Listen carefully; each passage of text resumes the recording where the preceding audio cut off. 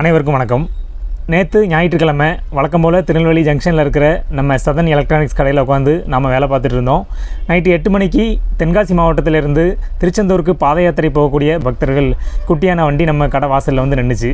என்னன்னு கேட்கும்போது நேராக அவங்க நம்ம கடைக்குள்ளே வந்தாங்க.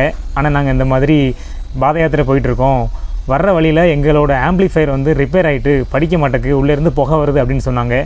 அப்போது எங்ககிட்ட மெக்கானிக் இல்லை, இன்றைக்கி அவங்க லீவு, நாளைக்கு தான் மெக்கானிக் வருவாங்க அப்படின்னு சொன்னோம். அந்த நேரம் பார்த்து நம்ம திருநெல்வேலி மாவட்டம் செங்குளம் அப்படின்னு ஒரு ஊர் இருக்குது. அந்த ஊர்லேருந்து ஒரு 2 மெக்கானிக் நம்ம கடைக்கு நைட்டு 8:45 ஜாமான் வாங்க வந்திருந்தாங்க. அந்நேரம் அவங்க நம்மக்கிட்ட பேசிகிட்டு இருக்கும்போது இந்த விஷயத்தை நம்ம அவங்கக்கிட்ட சொல்லவும் அவங்க நம்ம கடையிலேருந்து ஒரு சின்ன டெஸ்டர் எடுத்துகிட்டு போனாங்க. எடுத்துகிட்டு போய் அந்த ஆம்பிளிஃபையரை அவங்களே சரி பண்ண முடிஞ்சது. அதை சடனாக டக்குன்னு சரி பண்ணி கொடுத்துட்டாங்க. இந்த பாத யாத்திரை வர்றவங்களோட ஆம்பிளிஃபையர் வந்து ரிப்பேர் ஆகவும் நேற்று ஞாயிற்றுக்கிழமை நிறைய கடைகள் அவங்க பார்த்துருக்காங்க, நிறைய கடைகள் மூடி இருந்திருக்கு. அந்நேரம் பார்த்து நம்ம கடை திறந்துருந்துருக்கு. அப்போது நல்ல வேலையாக செங்குளத்தை சேர்ந்த மெக்கானிக் நண்பர்கள் வரவும் அவங்களுக்கு ரொம்ப ஈஸியாகவே அந்த வேலை முடிஞ்சிட்டு ஒரு சின்ன ஃபியூஸ் தான் போயிருந்திருக்கு. அந்த ஃபியூஸை அந்த நண்பர்கள் அழகாக மாற்றி கொடுத்துட்டாங்க. இது உண்மையிலேயே திருச்செந்தூர் சுப்பிரமணிய சாமியோட அருள் அப்படின்னு தான் சொல்லணும். ஏன்னா நைட்டு 8:45 திருநெல்வேலி ஜங்ஷனில் நம்ம அந்த கடையில் இருக்கோம்.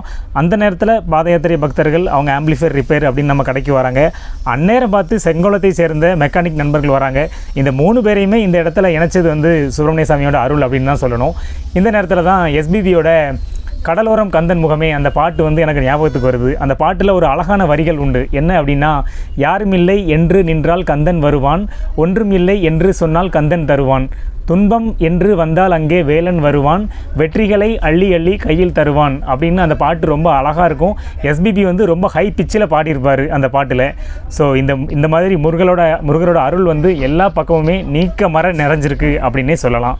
இந்த மாதிரி நிறைய செய்திகள், நல்ல தகவல்கள் தெரிஞ்சுக்கணும் அப்படின்னு ஆசைப்பட்டீங்கன்னா ஒரு செய்தி இந்த யூடியூப் சேனலை ஃபாலோ பண்ணுங்கள். நான் கோமதி நாயகம் விசு. நன்றி.